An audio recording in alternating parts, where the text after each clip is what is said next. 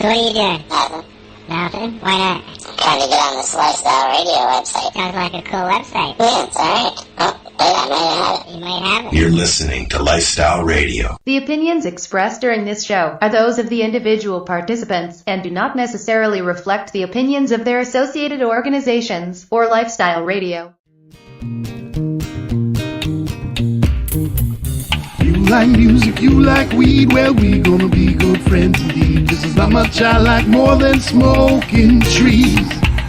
They'll make you dance the do-si-do and teach you how the chiba grows. Smoke a bowl on the 420 radio show. On Lifestyle Radio. I don't like that we can't sing anymore. Hello? Ta-da! Are you back? I am back after you scared the shit out of me. Oh, because it was quiet and then not quiet. Yeah, it was super quiet and then it was super friggin' loud. Sorry. Yeah, I wasn't really paying attention to it, and it was like, when? I'm trying. Hi, Lennie. I'm trying to find the sweet spot that it doesn't cut anything off in the middle or at the beginning. I mean. Oh. Yeah. Like that one did? I guess. We'll find out when we're done the show. Kind of weird. Don't know where Mary Jane or Dale is tonight. Darcy is off Dale's Dale is land. No, Dale is at the Christmas tree lighting thing. Oh, yes. He said he'd be in when he could be, yes. In town. So he said he was coming. Mary Jane we haven't heard from, so we don't know where she is. Lennie's here. Darcy sent me a message saying that he was hanging out at the hospital picking up nurses. What? He's back in the hospital? What the fuck for? Same thing as normal. Jesus. So I gave him an idea to try, and we'll see if he tries it. That sucks that he's got to go through this, man. Oh, I know. It's nuts. Like, it's not good. I mean, we've almost lost him a couple of times here. But if they could find a use for things like bladder stones, he could become a quarry. He'd be a donor. Yeah. Darcy. Come buy my stones. Stone quarry. Oh, look, she's all Christmas stuff on. Oh, not Christmas stuff. Very cute, though. Just cute, right. Cute outfit. Let's make you bigger here and see what's going on here. No cleavage today. No, but lots of stripes. So, I'm kind of lopsided here. Yeah, that's the thing with having boobs, eh? It makes everything go lopsided. You're like kind of like, where's Waldo in that fucking background? I went out with a girl in high school that had one boob was like 3 sizes bigger than the other. Yeah, I feel bad for them. Well, three sizes is not normal, but bigger is normal. There's always one size. There's always one side that's bigger than the other. Yeah. But it's just that's the way it goes. Yeah. But there's one of the shows on one of them medical oddities, and they go and they fix these people that have these issues. Yeah. One of them was all over the world. Issues. Yeah. One was a young girl that was basically a small D to a big C on one side and an A on the other. Okay, that needs to be corrected. Yeah. I just felt so sorry for this kid. You know, that's like my stomach. I don't talk about it much, but at one time I was over 600 pounds, as you guys know. Mm-hmm. And my stomach is now really flat. You were that heavy? You were like, I was that heavy, maybe even heavier. Really, 600? Holy fuck! I've gone from a 63-inch waist down to a 48. Yeah, over the last 20 years, mostly by the starvation diet. That's called the Canadian government inflation measure diet. Yeah. Living in housing and being on disability is not fun. Although, if you got to do it, you got to do it.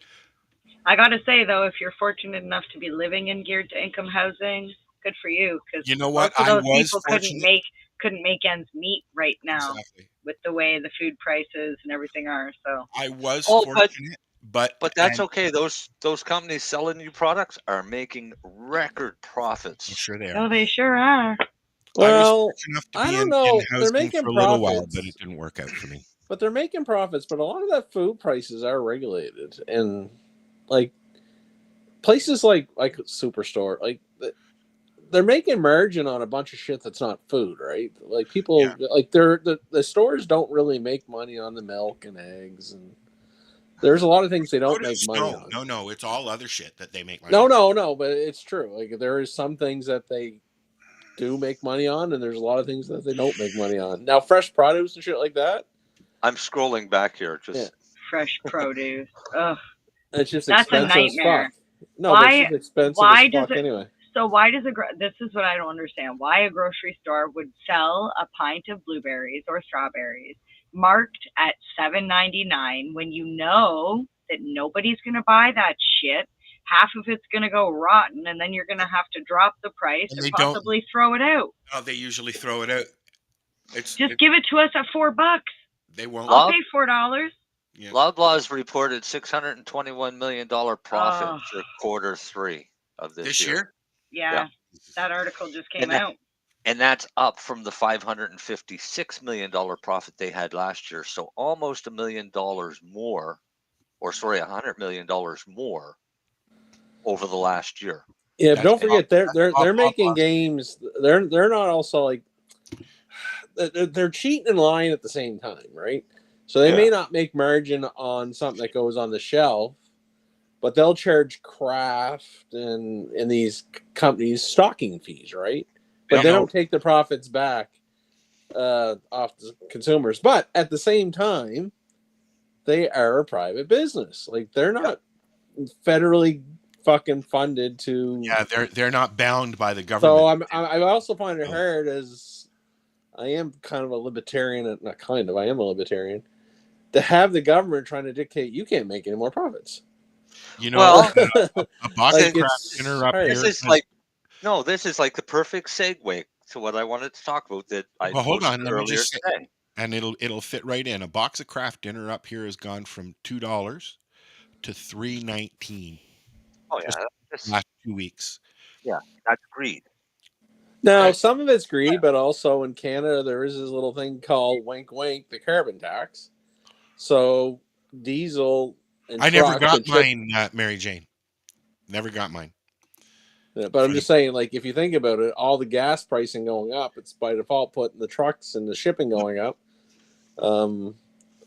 Some provinces that put the minimum wage up also is causing some issues too. And anyway, it's all inflation, sadly. I find it interesting you said that they're regulated by like somebody else, like groceries or whatever, but I just sent that article. Wasn't Loblaws caught for like fixing bread prices for like a decade or some shit? That's what the rebate was from, wasn't it? Isn't that what the rebate there that everybody's putting in for the $25? That they're supposed to get, yeah. But you know how much they scammed us out of? More than $25. But I put in for it when it first thing, and I never got anything. They're a private business, so the government shouldn't be able to go in and regulate exactly what they're doing, except the federal government wants to make tobacco companies help fund efforts to curb smoking. So they're going to take money from so I own a tobacco company and you want me to give you money to put myself out of business. Yeah, that's interesting. That's fucking retarded. Because if you do it to the tobacco company, you better do it to the fast food companies, the grocery stores. Got to curb obesity. It's like not that I'm defending tobacco, not that I defend tobacco or anything, but in the end, it's like you can't be taking the tax money and revenue from all these years and still the government just keeps wanting to dip their hand in everything. They want more. And do you really think they're taking the extra tax money from that fucking tobacco company and really doing anything with it? Now? They are. They're using it for trips and donations to other countries and shit like that. But they're not doing anything to curb smoking, the same as they don't do anything to curb obesity or to curb alcoholism. You know what? I just saw an article that about something like if McDonald's was to try and do a some kind of obesity thing, I can't remember what it was about, but yeah, they'd be out of business. Yeah, but I think what it was talking was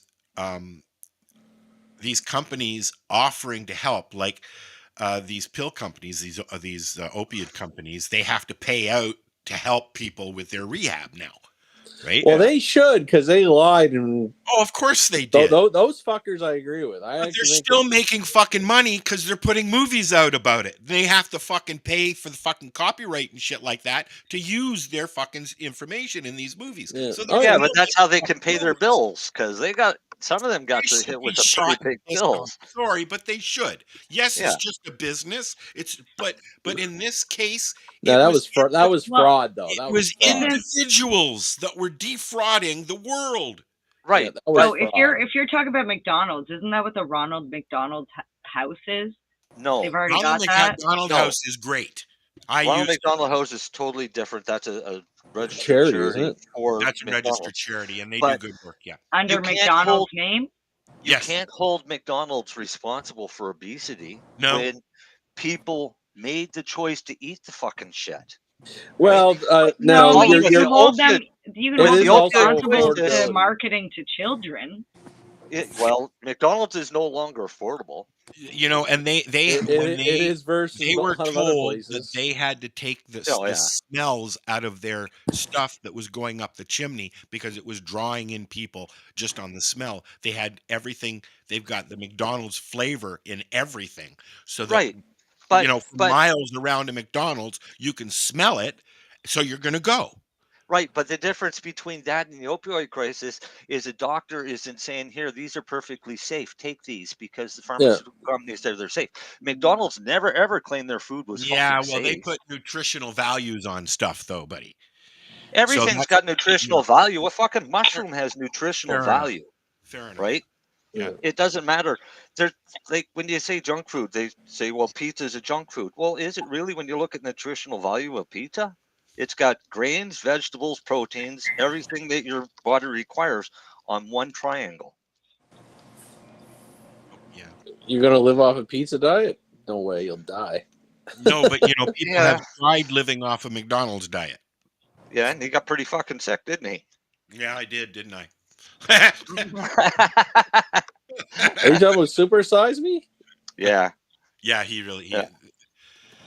He got a little ill after the 30 days. There's also people that actually did the thing and actually lost weight too. Right, but yeah, because you don't get enough nutrition. Right, but the thing with Super Size Me is he was getting overfed because what the rule was, if they asked if you wanted it supersized, he had to say yes every time, and that's what screwed him. But did it? I haven't seen it in a long time. But did it say he had to eat every fucking bite? Yep, that's Seth Rogen. No. What's that? No, it was Michael Moore, wasn't it? No, what's his name? It's Murtaugh. What's his name? Fucking. No, the it's neither one. Guy? Now you're gonna make me fucking look it up. No, he's got a few different things. The last time I've eaten McDonald's was it'll be 10 years next year. So it was 2014. 2014. Oh no, Doug Benson. No, that was Super High Me. He was Super High Me. You're thinking Super Size Me. Hello. So I ate McDonald's 8 times in the course of a week, and it was the week of Christmas Day to New Year's Day, and they're actually closed Christmas Day, so I don't know how I managed to eat it 8 times in like 6 days. Morgan Spurlock. That's what it is. But I got really, really sick, like so sick by that, like by I think it was New Year's Day. I was so sick. I was like, I swear off all McDonald's from now on, and I haven't eaten it since like I said, 20. Well, in the end, any processed food's gonna fucking hurt you. I've lost a lot more weight since I've been up here because my back and forth to Hamilton every day led me to the only thing is open at 2 o'clock, 3 o'clock in the morning. Right? Yeah. So, well, I find it interesting because I have IBS, but like I cannot eat McDonald's, but I can eat Wendy's. I can't eat Subway, their lettuce. There's something in the lettuce that basically any company that gets their lettuce already shredded, I can't eat that shredded lettuce. There's something in it that causes my stomach to just no. Hello, Dale. Wendy's is fine. Dale. Oh, Dale's here. Dale joined us. We're just trying to see if I can. Okay, say something, Dale. Click, clack. Something, Dale. We're here. he's down there. Yeah. I hear Lennie. I just don't see Lennie. He's still Lenny's got his iPad. Lenny's hanging out with Batman. He could just sit there and go, "I'm Batman." I was hanging out with Batman earlier. Were you? Mm-hmm. Really? I was.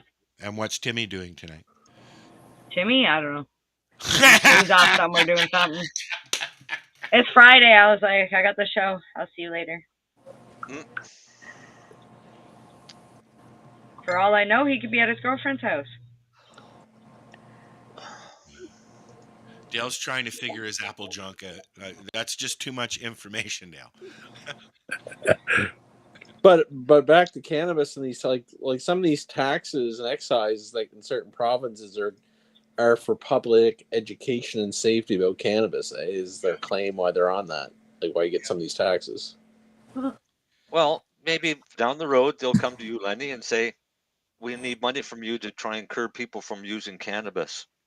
No, they take more than enough fucking money. Oh no, they take more than enough from the tobacco companies, but they want more, right? Because the tobacco companies would be saying the same thing. You're already taking enough.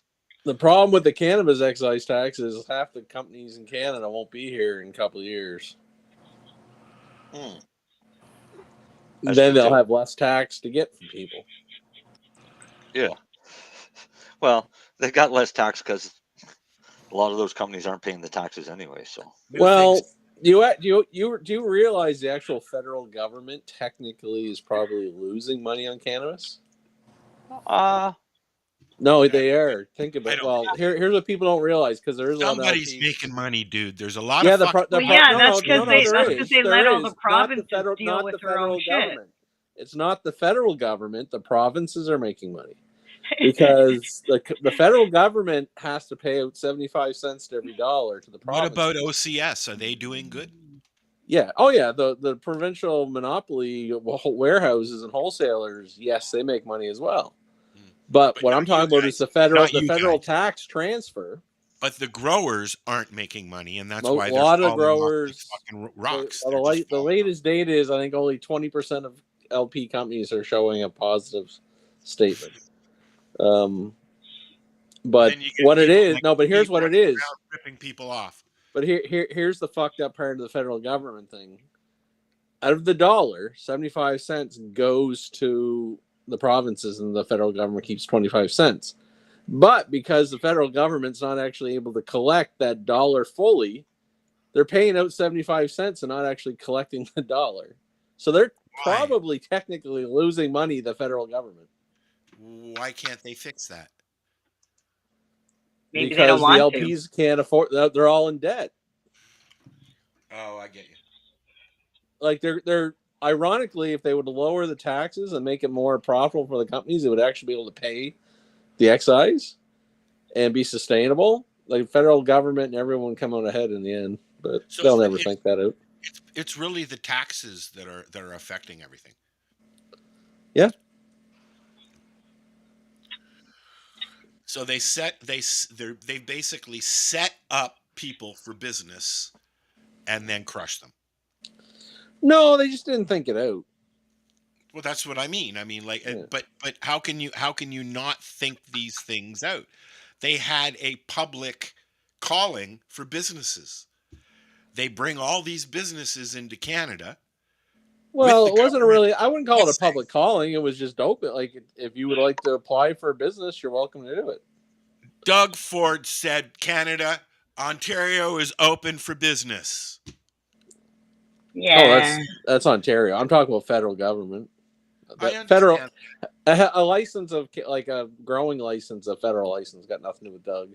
Yeah, I understand that. The dispensaries, yeah, they may have fucked them over.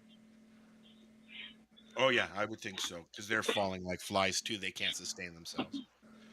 You see four licensed dispensaries on the same street going down the road, and then 3 other not licensed ones, and they're doing better. Well, that's some of that's the city bylaw.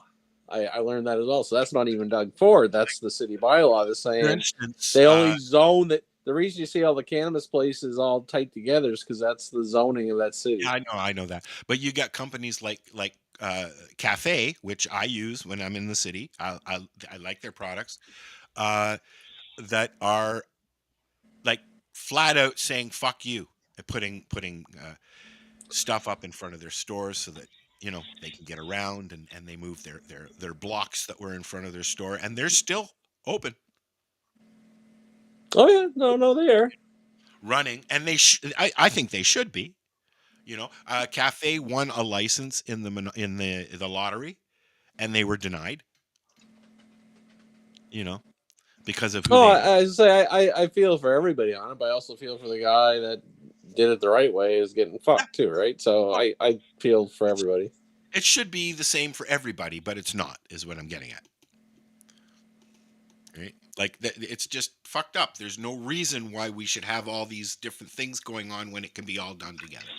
Well, it depends on why they were denied. If they were denied because they were denied because they kept breaking the law.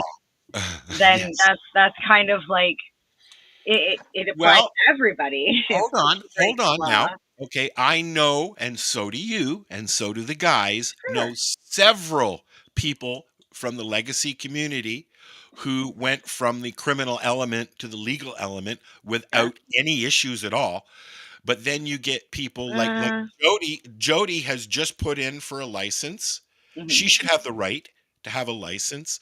Do you forget Project? Do you forget Project Gator? Oh, of course no, of course not. But that was part of the stipulation in that court case. Unless that court case or that thing is taken away, then her or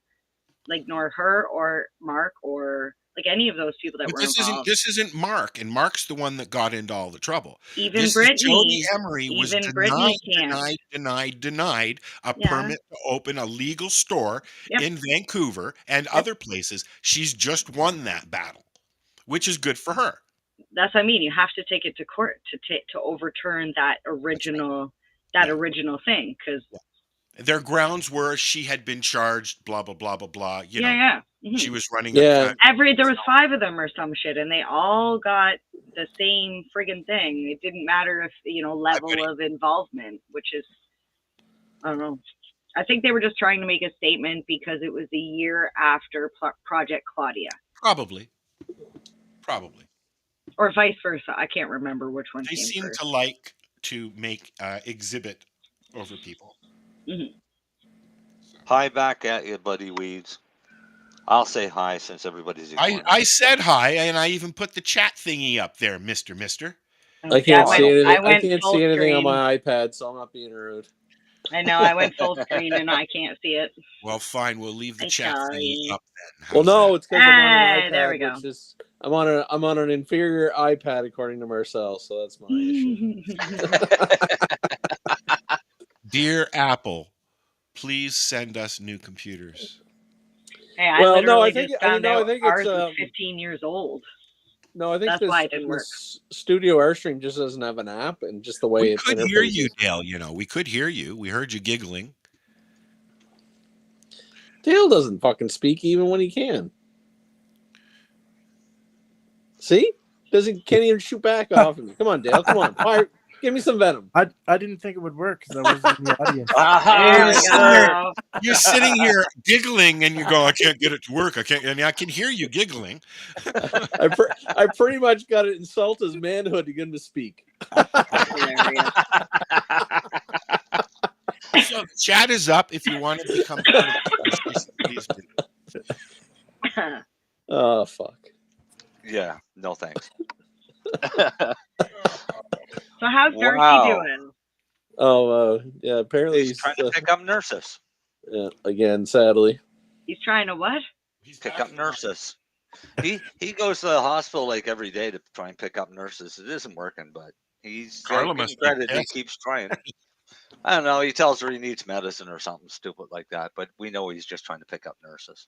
Yeah. I'm going to tell her that. That's going to start the ultimate of fights. Yeah. Oh, Marcel, you're so mean. Hey, they love me because I'm such a lovable person. Yeah. Yeah. Well, Darcy definitely has a good woman for sure. Yeah. Well, he definitely puts her to the limit. We'll just leave it as that. Yeah, he must if he's going to the friggin' pick up nurses all the time. Well, he's got a pretty bad batting average from what I can tell. Dee loves me.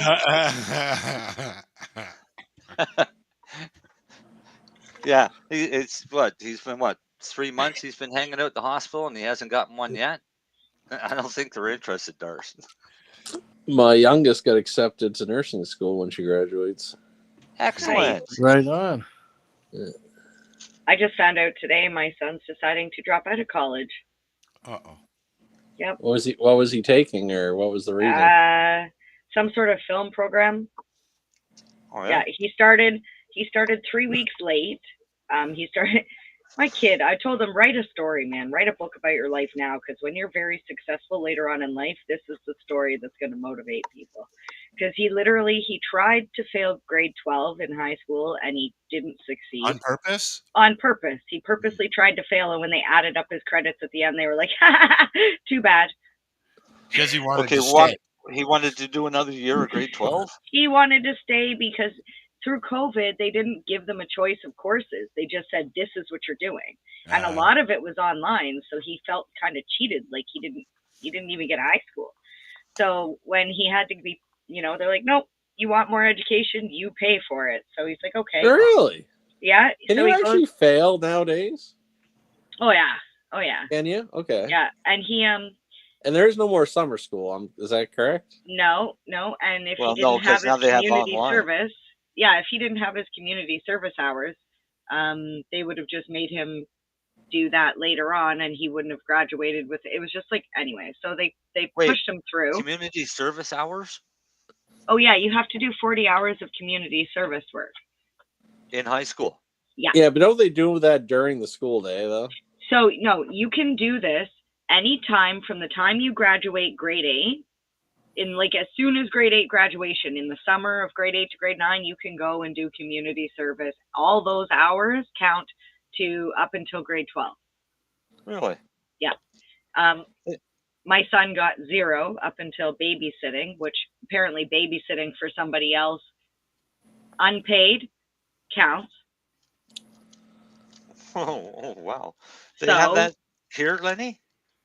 I don't know. I know, like, my kids always have to go do. They're always doing. I don't know if my kids are just good kids or they're just forced in the school. Like, they'll do charity things during the day, but I thought they did mostly during the school day. Yeah, that would be the smart. Kids to get out of class. Yeah, exactly. Yeah, we used to do shit like that too. I mean, if there was anything that was going on. I know. When I got at a pharmacy school, they implemented all these fucking. You had to go volunteer all this shit, and I was like, "Thank fuck, I'm out of there." Yeah, this is fairly. I want to say fairly new, but it's been around for at least 10 years, at least. Really? Yeah. Well, I just like Sweden's way. Sweden's way is when you finish high school, you go into military or college. No. It's either one. Although that might have been a better course for my son, because today was the day he told me he's dropping out, and today is the day that he got his OSAP. And I was like, great. So now you owe all this money for a course you're not even going to. Welcome to adulthood. Yeah, welcome to being in debt before you even start. Yeah, That's right. I did the same thing, but it was credit cards. So tell them go to Holland. You don't pay for university in Holland. Yeah. Well, I was mad at like when I heard they were making like pharmacy students like Or have Denmark, to do all these volunteer things to get their graduation. I'm like, you're paying them fucking how many thousands of dollars a year? You're working part time to pay your fucking tuition. You have to study to pass your fucking course. You have to have a fucking life. Like, just piss off. Yep. No, you should work 40 hours a week and attend school 40 hours a week. Let me go volunteer shit and waste more of my fucking time and money and effort. Good God. Yeah. If you want to volunteer because it's something you have passion for, different story. But to force someone to volunteer, fuck off.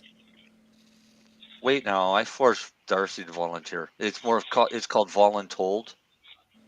Yeah. But no, volunteering should be volunteering. And that's the other thing that these kids will do in high school. I see them like, oh, they're part of the United this or whatever, or fucking fundraising. That's because they're forced to in the school. I don't know, fucking angels. Exactly. When I went to school, we were forced to stay away from the girls. They had theirs. They were forced to stay away from girls. What? We had a girls' side of Jesse Ketchum and a boys' side, and the boys were not allowed to go on to the girls' side for any reason, but the girls were allowed to cut through to the boys' side. Is this a high school? No, it was public school. This is the big school at the top of Bay Street at Davenport. Mm-hmm. I always find that interesting that schools back in the day had separate entrances and things. Separate bathrooms, separate entrances. I understand, we had separate bathrooms. We had different change rooms in the gym, and in high school we had like girls' gym classes and boys' gym classes. But I wonder how they're doing now. We were boys and girls separate gym for most of it. Yeah. They started mixing it towards the end of it. We were mixed for gym.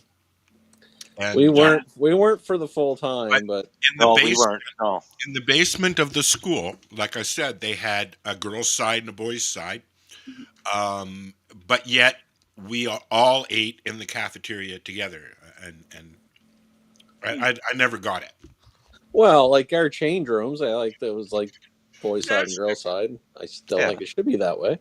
Now they have unisex. So now they have boys' side, girls' side, and an it side. Well, I never realized and never thought anything about it, but my old school had two gyms. One was the girls' gym and one was the boys' gym. Really? Yeah. Really? Yeah, Winston Churchill in Scarborough. Yeah, that's an older school. Yep. They told us it was because in high school you're going through like puberty and like change of bodies and stuff like that, and they're like, we're separating you guys. That's it. We're just separating you. It's just easier that way. They didn't want you banging each other, is what it was. No, what it was is honestly the female teacher said to the girls that men in the age of high school can get aggressive when playing sports, and they didn't want them injuring any women. Yeah, that's a fact. I think I heard. Yeah, but I'll tell you, I went to intramural sports. Yeah, I played intramurals and I got nailed a couple times. But I went to high school with girls that would kick a lot of guys' ass. Hell, there were girls that played fucking football in my high school, for God's sakes. And rugby, but the average, like, lacrosse. I'm running around, I'm 5 foot nothing.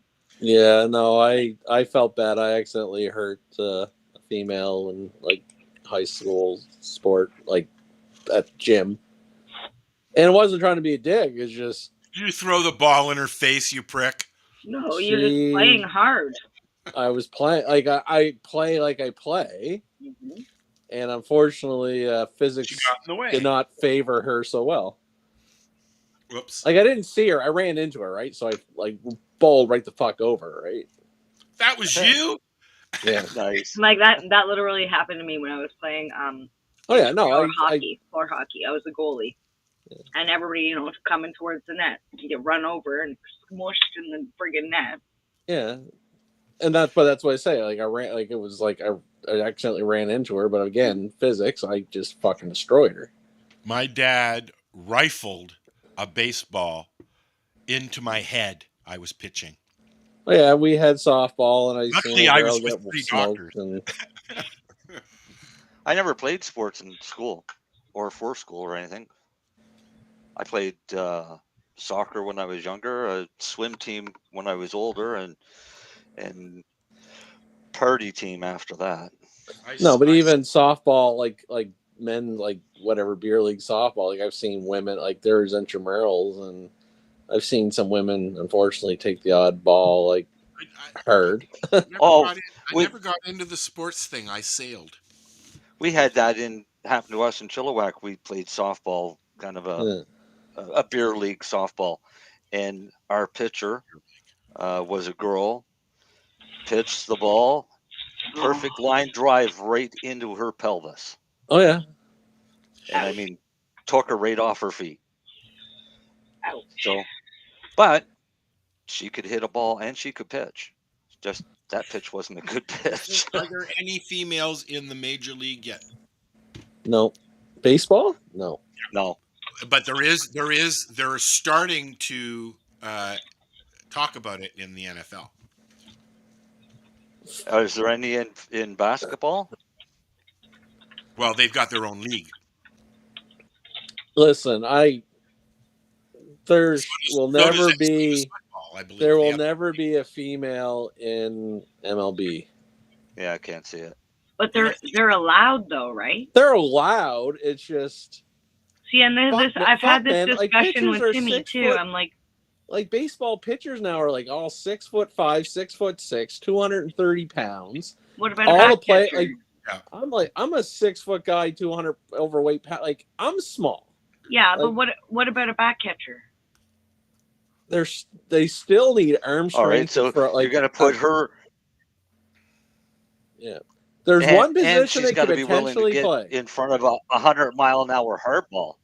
But there's one position a female can potentially play at second base, but she has to be a great contact hitter, and she better have a catcher. She never have the arm strength to throw players out. No. Oh, okay, I get you. Yeah. No, I'm not trying to be sexist. I'm just talking about reality of like male testosterone. They're bigger guys. Like the kids today are all 6 foot fucking something. With my kids' friends, like Jesus Christ. Like they're big, they're getting bigger and bigger, and so I'm just saying, just reality, just the physicality of it. But the only thing I could think of, it would be a second baseman, if they had really good base stealing ability, and it's just hard. It's just the odds are stacked against them, just physicality wise. That's also only half the game. That's only half the game because the other half they got to be able to hit and run. Well, no, I'm talking about all three things: fielding, hitting, and running. Yeah, and that's what I'm saying. Arm strength. There are no female players that can go up against a male right now. There may be a freakish fucking 6'2" woman out there somewhere. I'm not saying it can't happen. I'm just a lot of men don't make it because they're too small. I'm just sitting here watching Lennie. Listen, on behalf of our show, if you happen to be a 6'2" lady that can play baseball, I'll apologize for that comment from Lennie that you may not. Well, no, I'm also speaking from experience. My brother was a pro athlete, and he was a 5'11", 200-pound defenseman, too small. And even today, yes, too small. He's even too small again today. They've gotten that much bigger. You see him coaching the Red Deer Rebels, he looks like a fucking runt versus everybody else. It's just there is men that are just too small. They're just not big enough, and that's what I mean about a lot of these pro sports for women. It's going to be tough. Hello, LA. Hello, Joe from LA, who's probably got nice weather and not freezing cold. Every time someone says LA, I'm like, homeless. What's the homeless situation like? I remember being down there in 2019, and it was freaking bad then. I heard it got really bad since then. The homeless situation is bad everywhere. No, but I heard it's Well, I guess it's good Everywhere. there because like they have hydro and it's not cold. And Sweetie, they can you stay go down to outside Commissioner and... Street down at Cherry Beach, and it's all campers and Oh yeah, for tents. now. Yeah. Give it a month. Give it a month. That's what I'm talking about. They're there all year round. In California, it's different. They don't have to deal with the cold here. But Yeah, that's what I mean. I got a question for Marcel though. Were you a curler, Marcel? Like curling? Not really. I always wanted to really get into it. No, I was just asking because I've always this is the one sport I've always wondered why men and female don't play off against each other. What, curling? Yeah, they do. They have mixed teams. No, but just like you have the men's and the women's. Like, why wouldn't they just have one professional curling play against each other? Yeah. Like, why would you just not have the world? The ultimate curling league. They have. Why would you just have the world championship? Why do a men's bonspiel and a women's bonspiel? Yeah. No, but I've always wondered that. Why wouldn't you just have like a championship curling event that any section can go in? When it comes to curling, I don't think either. I've never curled by the way, so I don't really know what I'm talking about. I mean, if you can slide a stone on the ice, because it's not a whole lot of powers needed. You don't want. Well, to me, it's a game of finesse. Sometimes you might want to slam a rock away. It's finesse, precision, and strategy. And precision.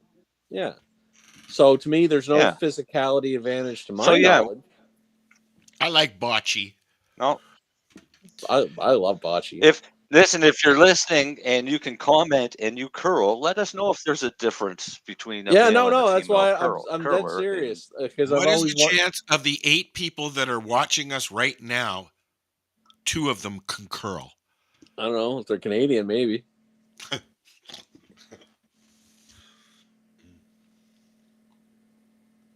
Yeah, I do hate curling. I know there's mixed curling teams with males and females. Oh no, they do it, but I'm just like, but why was there why today they're just like the Olympics? Why wouldn't they just have the Olympics of curling? Why male versus female? Like, why just not have an Olympic team? Whoever wins. Do they have mixed surfing teams and stuff like that? Like, that's a question for Ross if we have him on the show again. But do you think they have mixed? Are they doing mixed? I could see surfing and snowboarding. There still could be an advantage to the males because I'm assuming leg strength off the jump and the ramp would give them more height and power. I might be wrong. I may be wrong. I don't know. I don't snowboard. I don't snowboard or ski either, so I don't know what I'm talking about there either. I would think that snowboarding, because it's much like skiing, and it would require a lot of leg strength. So you definitely see a difference between males and females. Oh no, it's not that females can't do it. Just it's not all females. It's just on an average. If you looked at it as an average, I mean, I was in the military with this woman that we were going through training, and she was our phys ed instructor, and they called her Thunder Thighs. Her legs were massive, and she used to take us down to the beach and make us run on the sand. And what she'd say is, if anybody can catch her, they could have her. I found out when I moved here that I can't walk. I think probably all the courses that have gone through. Walking in sand is hard. Running in sand is damn hard. Yeah, I couldn't do especially it. When you're doing it in actors combat. That had to do it in that movie, Running Down the Beach, I couldn't do it. I could barely walk my dog on the beach here. Okay, I think Mary Jane is having a cough. That's Joe saying that. I can't tell if Mary Jane's there or not with that Where's Waldo background.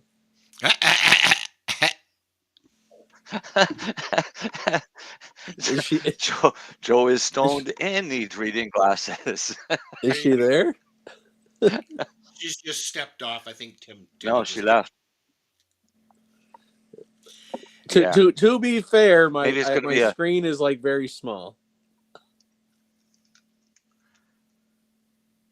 I've switched back and forth because if they don't sign in on the chat through their Facebook, then the only way I can find out who's talking is by going over to the Facebook window. Yeah, and taking exactly. a look. So I know that that last comment was from Joe. Joe, and that's only LA. our Facebook groups. If you come in from the page, he needs reading glasses. I have an interesting cannabis story. I don't know if it's true or not. Let's do it. This was somebody asked me, and this is a doctor. It was actually today. Commented if I ever heard of anyone taking like a cannabis naive or fairly new person taking a big bong rip, and 7 days later still saying they're feeling high. Huh? No. I said I've never heard. Yeah, of right. I've heard. He just asked me. This is what the patient's claiming. Evan. Well, as I say, Evan. I've heard of some people taking big doses of edibles and definitely last several days. I've heard that for some rare people. Yeah, I've heard that people. I've been high for a few days after a massive day amount or two off of an edible. Yeah, but not 7. No, I was just asking. Has everyone I ever will heard say, it? when I take an oil cap or a glob of oil just orally, it can fuck me up for a few days. Like I feel and that's what I said. That if I had a big dose of something, I wouldn't be high, but I might be a little tired or groggy or feel it for a couple days. I can see that. But I never heard this story, what they told me today. I don't even know if the doctor believes them either. Yeah, I don't think I would believe that one. But it's kind of like who knows? Remember back in the 70s and the 80s when they used to do a raid and the cops would go in and they'd wear masks so they wouldn't get high. Yeah. Right? From the plants growing there. I think a lot of that's the same thing of the high school kids. It says, "Oh, I can't smoke pot. I'm allergic." And then that carries on into adulthood, and then you laugh at them. Yes. Yeah. Sorry, I had to step away. Or then 10 years later, I couldn't tell you left. Video. I had a little too much. Marcel, and they go. You go for a visit. I feel like a T-Rex unless you're moving. I can't tell you're there. So wait, you can't even see anything, Lenny? No, like my screen is really small there, Jane. You do kind of go in with everything. Like, okay, I've got my Joe said something right interesting here. What's that? This is Zenko. Oh, okay. He said that he had a friend that finally agreed to smoke a joint. But he was afraid to be left alone when he did. I've had a few friends get paranoid. Yep. Oh, that's a known side effect. The next day for him. But keep in mind, that was his first time using cannabis. And the thing is everybody that uses cannabis the first time will never get that same high ever again. Yeah, I don't know about that. When I went to that thing in Peterborough, okay, where I met Fabian and Sam and Ross, okay, Sam was handing out his cookies. And if you've ever had a Sam cookie, you know what I'm talking about. Very strong, made with oil. Right, but that's a different high. Hold on. And you would think that somebody of the stature of Fabian Henry, okay, would know what was going to happen when he ate a cookie. And he didn't. And he was so stoned, he had to leave and go to bed. And he was actually kind of upset about it.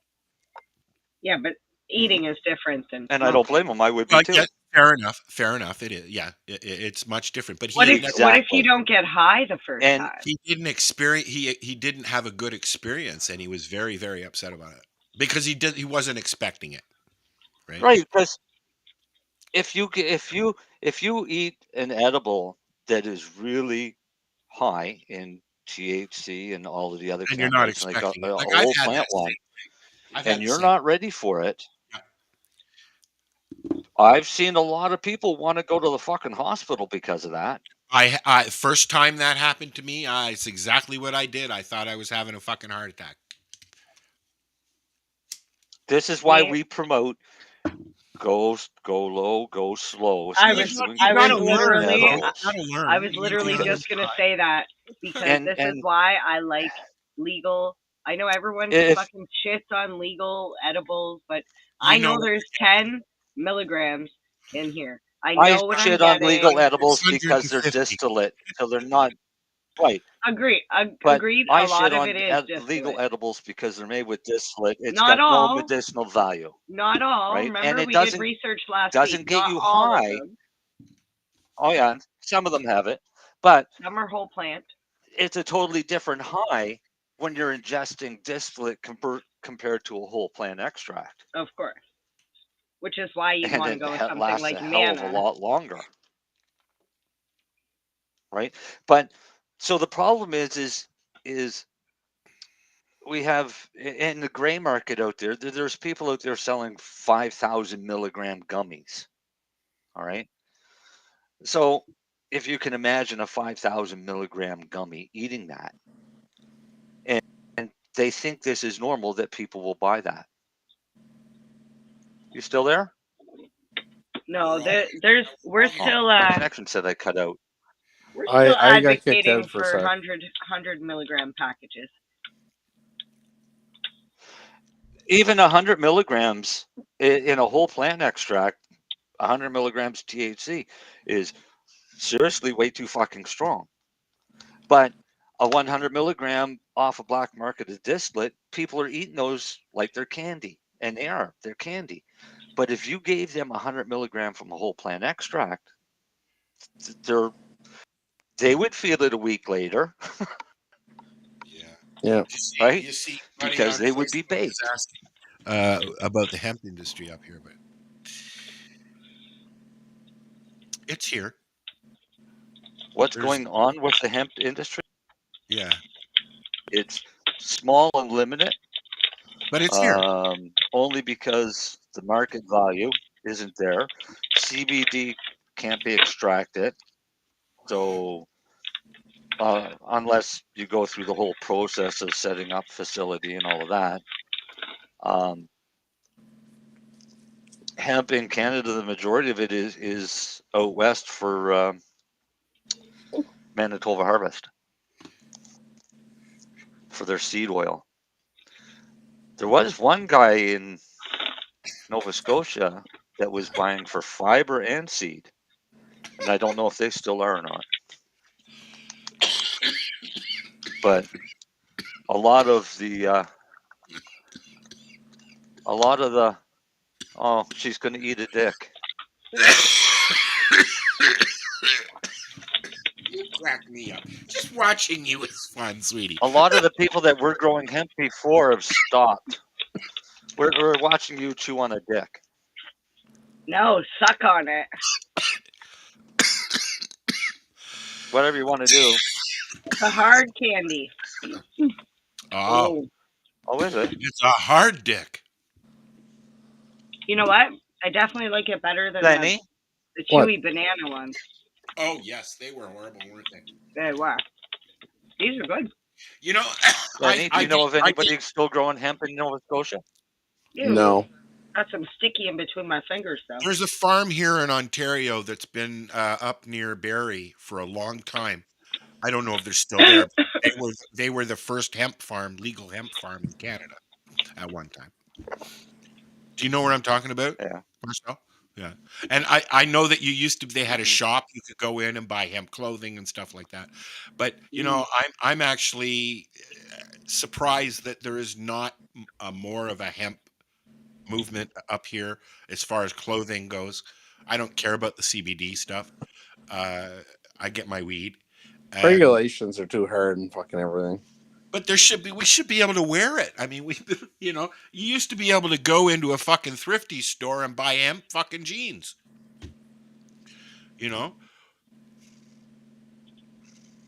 Well, I think they all try to convert to CBD, and then that get all fucked up all over the world. And then you can't use the rest of it for clothing. But why not? You could probably. Could. From what I understand, Buddy, did you see what Buddy Weeds posted here? I got to share this. What's that? You got to have a laugh. Mm-hmm. Buddy's first time eating was a 1 gram bud dipped in melted butter. It was A 1 totally gram destroyed bud? me, but was the best stone ever. A 1 gram bud dipped in melted butter. wow. Decarbed? I'm Not. probably not. Yeah, there's all kinds of ways to eat your weed, I guess.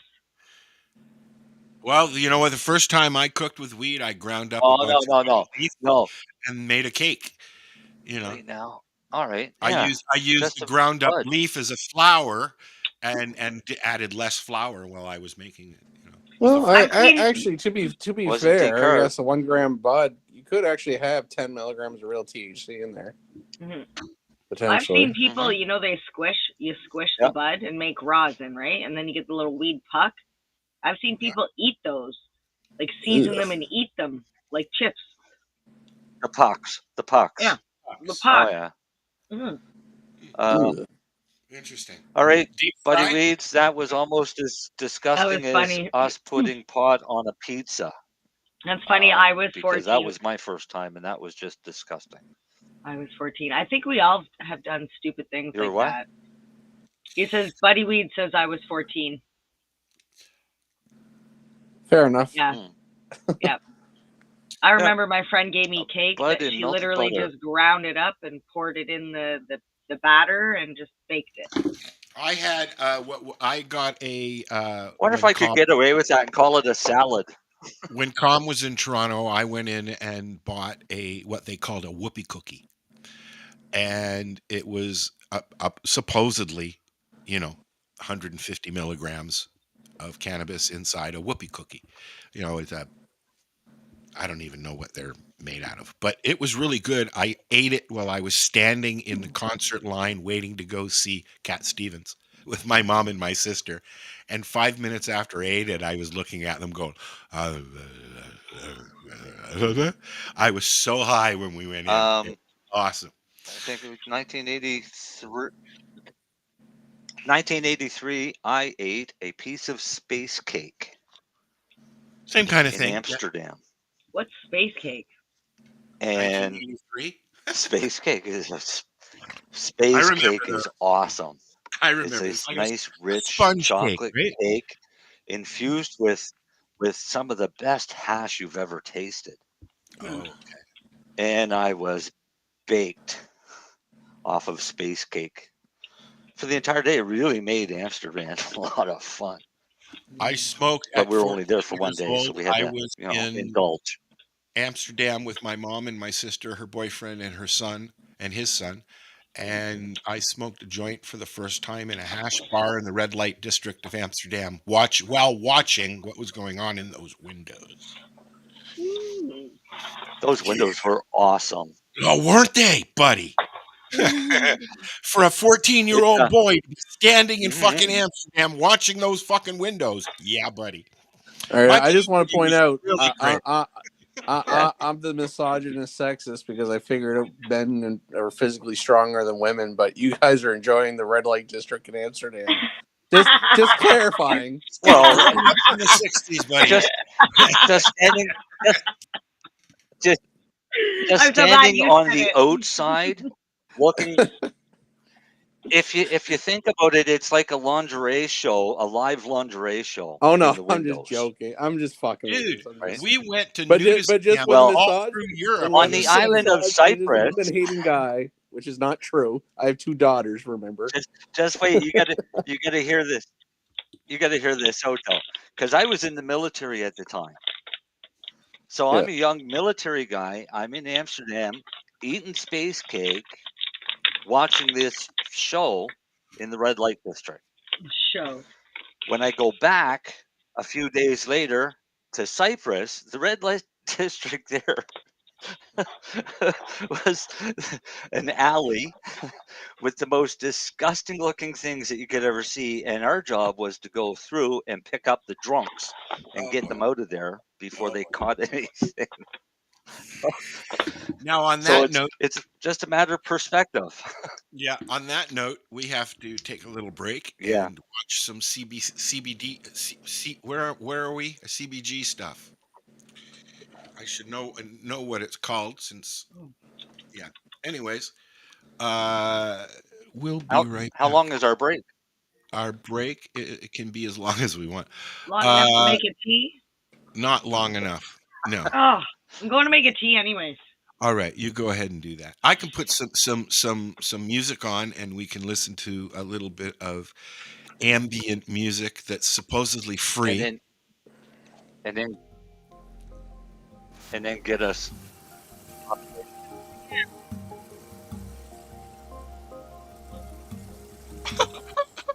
All right, we'll take a break. We'll be right back. Where's my mute?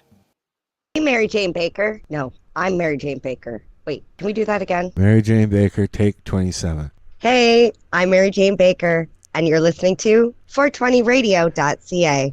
This is how we grow the weed.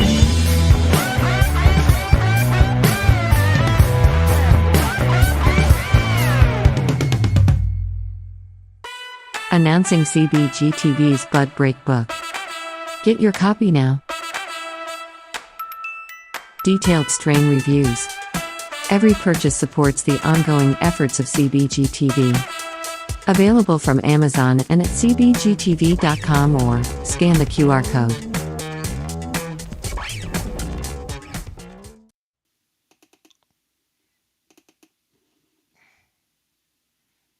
We're not back yet. Just ignore me.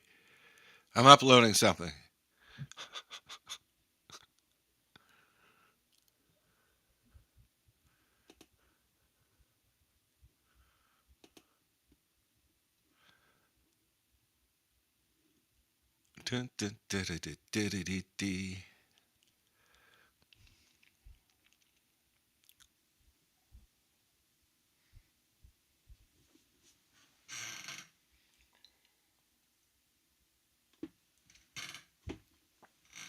Wow, that's taken a long time.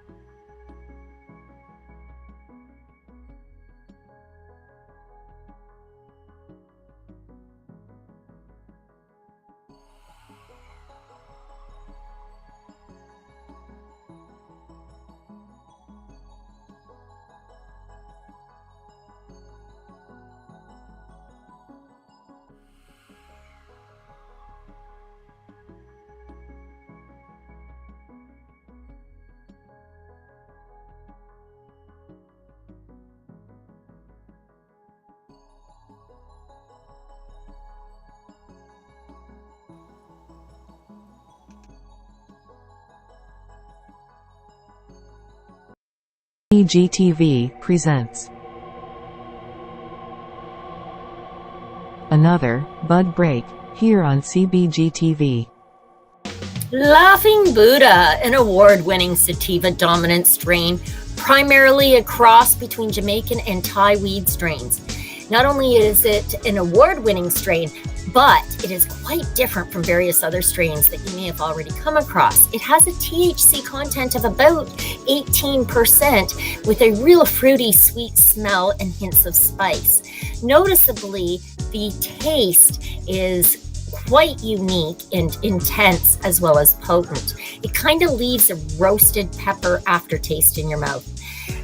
After smoking Laughing Buddha, you will come to realize that it is something out of this world. It leaves you with a strong baked feeling in just a matter of minutes. And even though you don't feel sleepy at all, you're going to be able to stick to whatever you're doing without getting distracted. It also helps patients who are suffering from insomnia, depression, glaucoma, migraines, and nausea. So definitely, if you get a chance, give this strain a try. Dr. Grinspoon. This strain is a pure sativa heirloom that inspires the imagination. The effects of Dr. Grinspoon is long-lasting and energetic, an incredible mind trip. THC of 25% approximately and CBD of less than 5%.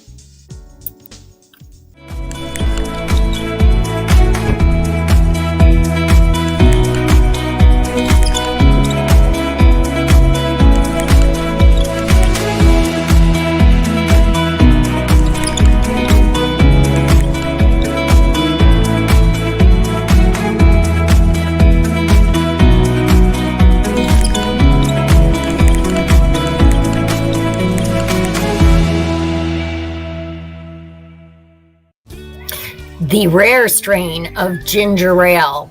It's a cross between Cinderella 88 and Cafe Girl, which are two intriguingly rare strains. Now, ginger ale is a 50-50 hybrid and exceptionally potent. This strain needs to come with a severe warning. It is not for novice cannabis consumers. It is a hybrid that's known to test upwards of 20 to 25% THC, and it's a heavy-handed high that delivers an immense burst of euphoria. Couple that with weighty body effects that saturate your perception and lock you into the couch. Honestly, use this strain with care, as the effects have been known to overpower unseasoned consumers. Ginger ale is known to relax the consumer nearly to the point of sedation. Enjoy.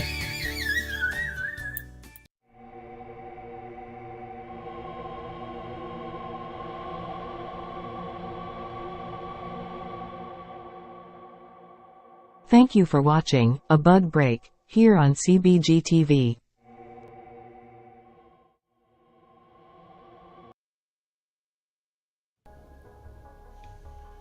We're back. Are we back? Ta-da! Perfect timing. Yeah, I'm back. Can you hear me? Yeah. I'm back. Can't tell if Mary Jane is or not, but no, Mary Jane's not back yet. I say, gotta be like the T-Rex. I gotta see movement to really know. That was fucked up. I had all the videos loaded up before the show, and no, whatever. Why isn't this working? What's not working? Oh, you can hear me now. Marcel looks like Han Solo in The Empire Strikes Back. What, his picture? Yeah. Oh, thank you. Carbonite. Yeah. We can hear you. Muted his mic again. You can laugh out loud, We used to. Wasn't as funny after that. Now we just say it. What? Laugh out loud? Yeah. LOL. I only say it if I actually do it. What? LOL? If it's seriously funny, I'll... If I feel it in my head, I say it. But otherwise, But I say it a lot. I'm an LOL boy. Yeah, I don't. Well, I do, but usually when I'm saying something nasty. And LOL makes it less nasty. I'd rather hear a chuckle, to be honest. Sometimes.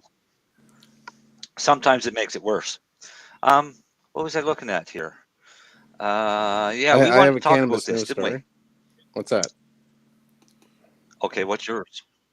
Mine's about better blood sugars with marijuana. Oh What's yeah, yours? let's talk about that one. That's mine was about cannabis sales were down in September. Can we 5%. start, because I know where you're going this, can we start and say my doctor did not get what was going on when I first started talking to him about this cannabis stuff? No doctor will. And he said to me, most doctors don't. You're doing okay with your diabetes. Remember, diabetes. doctors are taught. That's right.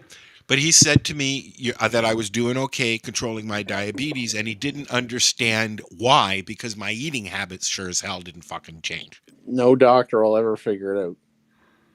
Well, he kind of clued in as we went along. I mean, this is 10 years ago now, because he signed my MMAR, but this whole thing is took him kind 2 of years of research on his own to decide, okay, how much am I going to give this guy? Right? Because he know nothing about doses at all. So, anyways, go ahead. There's an article. Okay, well, this is on the health line from Diabetes Mind, and it's marijuana and diabetes, treating diabetes with cannabis. And they state that over a year ago, they published a brief article on the Diabetes Mind about how cannabis can be used to treat diabetes, and people have been flocking here ever since to learn more. Yada, yada, yada.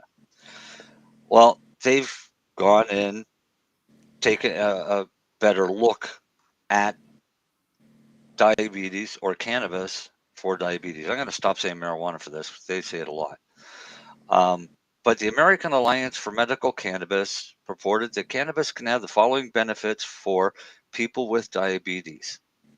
Stabilizing blood sugars, confirmed by a large body of anecdotal evidence of building among diabetes sufferers. Anti-inflammatory action that may help quell some of the arterial inflammation common in diabetes. Neuroprotective effect that help thwart inflammation of nerves and reduce the pain of neuropathy by activating receptors in the body and brain. Antispasmodic agents help relieve muscle cramps and the pain of gastrointestinal disorders. Acts as a vasodilator to help keep blood vessels open and improve circulation, which is vital for diabetics. Substituting cannabis butter and oil in foods benefits cardiac and arterial health in general. It can also be used to make topical cream to relieve neuropathic pain and tingling in hands and feet, and helps calm diabetic restless leg syndrome. So that's basically what cannabis does for everybody. Now, hold on. So for a lot of different illnesses, just not diabetes. Hash will sometimes set off my restless leg. Really? Weird. Yeah. Why hash? Twishing. I don't know. You're playing with your. Oh, I see that. We're watching Mary Jane play. It's for the first time she's using it. They've been doing some research.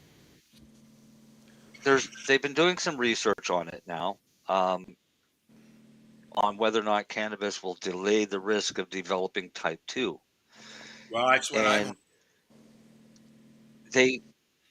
but what they showed, the research shows, is it's beneficial for those already diagnosed with either type 1 or type 2, and especially for those who suffer complications. Right? So a milestone study published in the American Journal of Medicine in 2013 concluded cannabis compounds may help control blood sugar. Yes. Marijuana users are less likely to be obese and have lower body mass index measurements, despite the fact they seem to take in more calories. And pot smokers also had higher levels of good cholesterol and smaller waistlines. So that's all fine and good, but what's the proof that it's actually helping control blood sugars, right? And Al's a perfect example. Hello. Because Al, before you started using cannabis, what was your blood sugars like? Really high. Obviously. Like I would, after having a tea with one teaspoon of sugar, I would feel that. I was always tired, I mean, still the same, but. So wait, does cannabis help with high cholesterol? That I don't know. Sure. Here's why everyone's getting. Let's ask the pharmacist. No, it's not even pharmacists. Don't even know this fucking shit. Functional medicine personnel. And it comes down to the theory of what is the cause of aging and disease, and it's usually about oxidative stress and inflammation. Most diseases are really inflammatory autoimmune diseases, including type 2 diabetes. So your body is attacking itself. It's out of balance. God forbid, shockingly, CBD and THC and cannabinoids are anti-inflammatory. So they're going to reduce the autoimmune reaction, which means your system is actually going to go back to homeostasis and work like it's supposed to be. Well, does anyone know how to dose it to lower your blood sugar? No, but there are a lot of patients that take a bunch of cannabis, ironically for pain or anxiety, going to discover their sugars go down. Yes, I have patients that have reported it to me. I've actually seen it. I've taken. I know it does. And after. But guess what? We have a whole town full of people. Milligrams of fish oil and do the same fucking thing. Really? Yeah, if you reduce inflammation in your body, your sugars are going to get better. So is your knees, your joints, and all your pain. It's just, and your cholesterol will as well. Right. People don't realize if you mix that fish oil with cannabinoids, then you're getting antioxidants, anti-inflammatories. It's the same as well thing. as neuroprotectants. And guess what? You take CBD or THC with fish oils, they work. It's even better. So, and vitamin D's and all that shit, right? So, in the end, can anyone tell you how to do it or dose it? No, but don't be shocked if you start those products, your sugars get better. And by the way, they can't test your cholesterol right in Canada anyway, so doesn't make a fucking difference. Is it not all about your cannabinoid system that you have in your body? Oh, it is, but they also don't know. Nobody can measure that yet. So hold on a second. That's an ideal theory. This is new, Mary Jane. What? I was just showing off the box. What Mary Jane is trying. She's been playing with this while you were talking. I'm like, you got me on screen. I might as well contribute visually. So what's Zenko? So Zenko is the vaporizer. This is the Zenko Duo, which has not one, but two glass tops. What's the difference? They're both the same. One's used, one's not used. Okay. One's still clean. But the cool thing about the Zenko is this piece here. That's where you put your stuff. You put your coil or your 510 cart, and then you put your glass cup on top. Is it a cartridge? Is it a cartridge, or can you just put weed in it? Is it flowers or for just? I just was using that's just this a holder for a cartridge. However, excuse me. In here, let's show everybody. In here, there is the ceramic coil and the triple quart. So flour and concentrates, shatter, stuff like that. Dab tool, brush. But it's just a 510 that you screw into that thing. Yeah, you can screw. And then you put your dab or in it. One of. Or you just put one of the cartridges in. Is that all you do? You just put a cartridge. Isn't that a 510 cartridge? Oh. Yeah, there's three different ways to use it. There's three different ways. You go out and buy a cartridge and screw it in, and it works. Well, that's kind of cool. I have a gravity bong coming to. Basically, it's a base to hold it, and a bowl to go on top. Yeah, that's cool. Yeah, but it's battery operated. Does it draw it out like it's got a vacuum? Yeah. So let's see. So it's a vape pen. Kind of. This is a glorified vape pen. Yeah. Here is the actual. Okay, so I have my Hush Pro that I like to carry when I travel and go out, and then I'll take my cart and put it into the Zenko. You just screw it in. Do you know the price of these, Mary Jane? I think they're about $300. Okay. But I'm just trying to figure out what's the advantage of just hauling it off a pen. That's what I'm trying to figure out. And this is what I was thinking too. I'm not seeing an advantage yet. Okay. I gotta turn it on. Yeah. Put the cup on the top. So now the cup is a little like humid and whatever, but it's Does it wiggle and stuff, or is it on there good? No, that's it's on fine. there. It'll Okay. even take that off. So you gotta like hold that and take it off. Okay. Okay, so there's different ways to smoke it once it's full. You can either drink it like a cup, or I've seen a lot of places using straws, so that way you can like share it with other people. But So basically, it's just acting as a diffuser and layering the smoke in there. Yeah. so yeah, it's filling up the glass. So the difference is I'm holding this for about 45 seconds. So this is 45 seconds of a haul from a vape pen. So is that like that's a distillate pen? Yeah. So you can see the smoke. Yeah. Don't waste it, silly girl. You know how much I'd be hacking if I tried used to do smoke the same thing with a joint. Yeah. So I think it's just But the yeah, we used to do the concentrated. You same get so thing with much a more joint. in there. Yeah. But I love it because it looks cute. Like it kind of has the sensation of drinking, even though you're not drinking. Yeah. So yeah, and you can share. You can share with other people. And you can do flour? How much is it? I think it's like $300. I was okay, so I got Okay, I'm gonna. I actually won mine. Let me tell you something. I'm going to give you a way to do the same thing. I'll give you the way to do the same thing, and it won't cost you more than $1. Take a joint, roll a joint, stick it in the end of a Bic pen. Light the joint, blow a super toke through the joint, through the pen into the bottom of a beer glass. And you can blow the whole thing until the beer glass is full. Pull the pen out and take a drink. We did that back in the 70s. Yeah. And it looks awesome because we would fill a beer glass full of smoke by blowing a super toke into the bottom of the glass. The smoke is heavier than air when it's concentrated like that, so it stays there. Then you pick it up and you take a big drink, which is an inhale, and it looks really awesome because it looks like you're drinking smoke.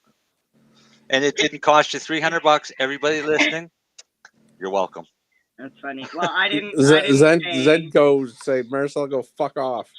I didn't pay $300, Yeah. and that'd be really hard. That'd be really hard to do with a cart, like one of those cartridge things. I went to I like the idea that you just screw a pen top in there. I like that. It's super handy. Yeah, that you can screw any cartridge in there is a bonus with a 510 thread. Yes. Yeah. So if somebody Which wants most me cartridges to are now. Well, you can make your own, right? If you get a blank, you can make your own. But did you say you could do flour with that? Yeah, there's the triple quartz coil, and then there's the ceramic coil as well. So I personally wouldn't do flour in there. Oh, really? I probably wouldn't, just because it's a triple quartz coil. So I've always had this like hate relationship with quartz. You can ask anybody that works at Shatterizer; they'll tell you I'm a ceramic girl all the way. But you can use a ceramic coil with flour. It's not as good. I mean, I use the ceramic coil for hash. Yeah, that would be good. You can put flour in. And I agree, Buddy says it looks even better when you put the beer mug in the freezer, because the colder the mug, the better the smoke holds. I took a bud. I was over there. I took a bud and I shoved it in there, and we were both like, ah! So we never speak about it again.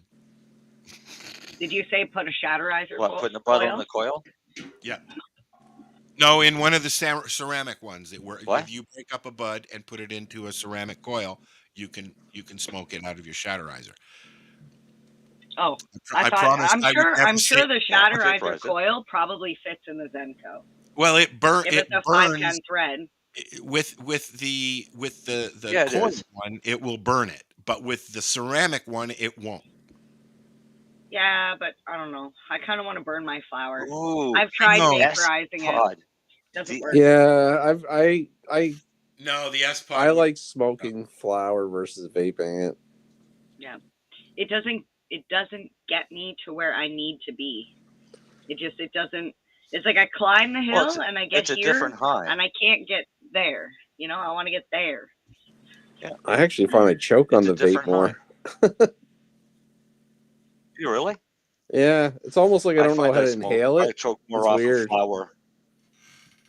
I think that I'm going to start doing gadget everything. reviews. I was offered and I accepted to get a gravity bong for review. So where's ours? I don't know. You'd have to. Yeah, I do want one of those. Which one is it, Al? Do you know? I can look. Let me look and see. Is there only really one true gravity bong? What, the Stunded? Yeah. I don't. I heard it was patented by them. Well, no, because I mean maybe by the name. It is called a Stunded glass. Yeah, that's it. Module. Yeah, that's it. That's the one. Yeah, that's the. I'm under the impression they're the only legal brand, or they have a patent. Here it is. Here, I'll bring it up on the thingy. Yeah, I want the pink version. So when I get it, we'll. A friend of mine, well, actually, Marcel knows them. Matt got one, Marcel? Yeah, the gravity bomb. Yeah, he sent me a video tonight. Ironically, Yeah, it's fucking pretty bad. It's pretty badass, actually. That's it there. Yeah. Yeah, Darcy just sent me a link to those the other day. That they're on for like $49 US. Yeah, they're not expensive, but I got the press release, so I said I'd love to review one. I've never tried. They were 500. They were, yeah. They were $500. We used to get quite a bit of stuff there to review back in the day, to be honest. All right, Lennie, I'm going to ask you this question. Yeah. A question. Health benefits of monatomic gold. No, I don't really know much about it. I used to know they used to use gold for arthritis, but Deb says mom has. Somebody sent me a video of somebody talking about, using cannabis with monatomic gold and colloidal silver, and they call it an elixir of life. Huh? An elixir? I know there's big. Silver is a elixir big of life. thing. I know people use it as an antibacterial, and I know with silver there's a thing going on. Oh, the bad for it. colloidal silver. Yeah. Colloidal silver there is. Explain what that is, please. Colloidal silver, aurum powder. Combination of two things together heals organs and increases awareness. Oh yeah, sounds like you get really wrecked off it. Monatomic gold is literally powdered gold that's ingested, and they've done a number of studies to see if it's safe to ingest gold, because a lot is done in India medicinally, because gold is abundant. So gold foil and gold powder, and this is this monatomic gold, which is ingestible. And what's the verdict? I guess it's well, the studies they've done won't say yes or no it's good. I'm going to find but they won't say it's bad for you. But what they're saying is it changes something within the enzymes of your blood. And that's what they're trying to figure out, is what this enzyming does. They say it has health and immune system boosting qualities and aids in detoxing. Huh. I've heard, and increases vitality. Heard of things like this. I've heard of it's used. The monatomic gold is, and then colloidal silver has been used for years and years and years. Some people have abused it and turned blue. And that's a bit of a risk that happens. But it's been used for years as a homeopathic remedy. Now, this one is saying mixing a combination of a cannabis whole plant extract with monatomic gold and colloidal silver, but no ratios are given. And I would think, I know the colloidal silver is water-based, and the gold is a powder. I don't know if it would dissolve the cannabinoids.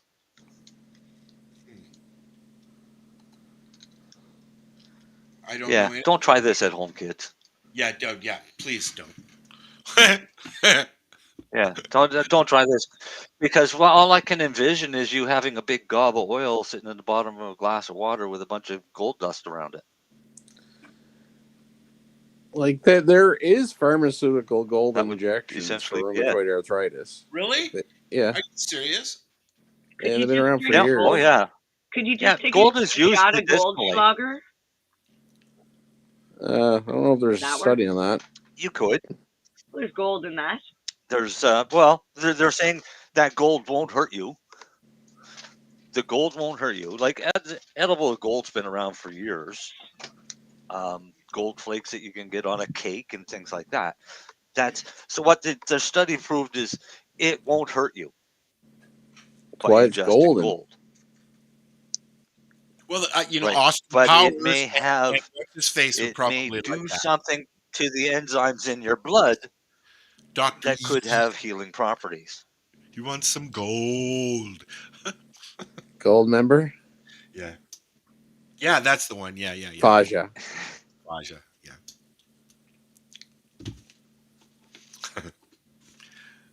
Now I wish I had. Al, let's talk about growing. Yeah, dude. How's your plants doing? I put them in pods on the 13th, and they're still not up. They're in a a little starter thingy with a light and a heating pad underneath it. I even folded a towel and put it on the heating pad and then put the thing on top of it just so it wouldn't be too hot. It's got a nice vape thingy going on in there, and I'm just fucking waiting. That's the hardest part about growing is waiting. I fucking hate it. I'm getting sick of it. I hated when I made cuttings, and I'd wait for them, and they'd look like they were dying, and I was like, "Come on!" And then they just go, "But at least you know what you're getting. You see it. I can't see fuck all. I don't know what's going on. Are they dead? Are they just going? I'm not ready yet. I know, it's frustrating. Who just left? Oh, Lennie. Len fell off again. So I'm. He fell off again. Once, if anybody has any clones or a way to send me clones, please let me know. You're no good at starting seeds. I'm not enjoying the seed thing at all. No, I've never done it before. You know what? When I used to work at BMA, I used to give Nathan my seeds, and he would start them and then give them to me because I could not, for the life of me. I could pop them, but as soon as I would put them into soil or into the puck, I fucked them every single fucking time. I started 2 Fem and 2 autos, and everything was between, I'd say, a half an inch to an inch long before I put them in the pods, like I've been doing time and time again. Okay, and they're just I'm waiting. Keep waiting now. Okay, 10 days. Al, 10 days. 11 days. Yes. Al, a couple things. Okay. First, when your seeds popped and they grew a little tail, that's when you put them into the soil, right? Yep. Was the tail down or was the tail up? Always down. Okay. What did you use to transfer the seed from the paper towel to the soil? My finger, and I did not squish it or anything. I just picked it in and slid it in. No, No, I just picked it up and slid it in. Like normally we tell people I did use it tweezers last year and the year before and the year before. So what? Yeah, but if you had something on your finger, on your finger, it could be anything. It could slow it down. It could kill them. I don't fucking know. I'm getting really, really annoyed. So should I use tweezers? But I didn't want to. I have the tweezers. second part to this is I'm going to because I didn't want to crimp them. Yeah, right? clean them off and then choose them. But don't squeeze them hard. Just be very, very gentle. Okay. But the So I next shouldn't thing be is touching growing indoors. is Yeah, hard. you shouldn't be touching. But growing indoors, it's not a good idea to grow photoperiod and autoflowers at the same time. I know that. I'm just because starting. they kind of take different light cycles. I know. I'm just starting them together as we've discussed. I'm going to wait for the autos to be done and then put the others in.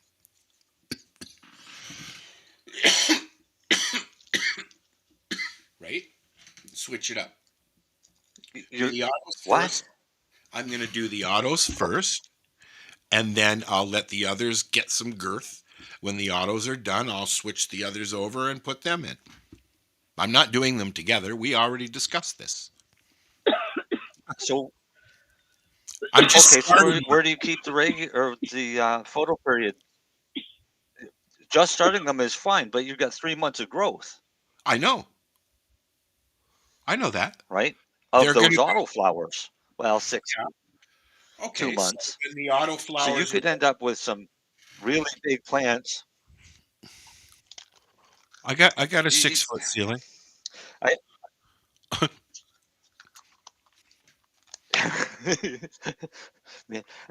have a 6-foot ceiling too in a tent, and it's still not enough room. Well, it's all an experiment. We're going to find out what's going on. I'll start mothers probably in, I'm thinking February, March. I've never grown indoors. This is why I'm having issues, because I've never done this before.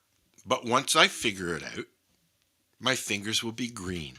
That's funny. You say once you figure it out, I'm like, what do you mean, like figure it out? Figure it out for the winter? Because once spring comes, the humidity changes in your house. Oh, of course. And then you got to fuck around and find out what the hell you're doing now. They go out in the greenhouse, man. I was just thinking, I seen a video of myself gardening. It was like 2 years ago, and I was still gardening. And I'm like, I'm so happy I don't do that anymore. It's not been a good year. Everything I did outside went puffy on me, and I got covered. Yeah, that's because everybody had a covered in pollen. Most people said that they didn't grow as much as what they normally got. Even Al Graham said the same thing. You guys have said the same thing. Yep. Yeah. It was just shorter Everybody growth had a shitty growing season this year. Yeah. Well, for us, our whole month of July was rain. I'm hoping that I have starters already going by the time it's time to go outside. Yeah, hoping. It's it's a learning curve. But do you really want to start them now for going outdoors? I mean, grow autoflowers now, just so you have a crop. These are for the winter. What? These are going now. They're for the winter. Right, the autoflowers. Yeah, and then I figure before I flower the two. I've got two just regular femmes. Before I flower those, I'll take some clippings, right, and then they'll go outside. Yeah, you're ready. Right. Yeah, and I have the stuff that Paul Martin those clippings to be taken off until April. Yeah, I'm not even worried about. I'm not even there yet, dude. When they pop out and say hello, I'll get excited. Until then, I'm like, what the fuck? So, Paul Martin sent me some seeds, and now I hear that he's no longer in business. He's done. Scallywag. Yeah, he's quitting. Yep. Yep. So I've got those. I've got the stuff that Jack Dale Uncle's sent quitting. me, and I've got a little bit of the stuff I got from OCS. So hopefully I'll have something good going. Who else? Scott as well. Jack Kungle. No, Jack. He quit. Kungle. Oh, I didn't know that. He's quitting. Yeah. He's quitting what? He wants to retire. Speaking and assisting and all of that stuff. Oh, it's like Jack's Garage and stuff like that. Basically, advocate. And I just like to. I forgot. I was remiss in not mentioning it last week. Mama Hawk, a good friend of mine, Cheryl Hawkins, passed away last week, and she. Oh, really? Apparently, she lay down and didn't wake up. Yeah, I was very. I one time Cheryl and I spent a lot of time together, and I was her go-to trimmer because we would sit there for days and just trim, right? But so I was very. I haven't spoken to her in many years, but she was an oil girl or an oil lady.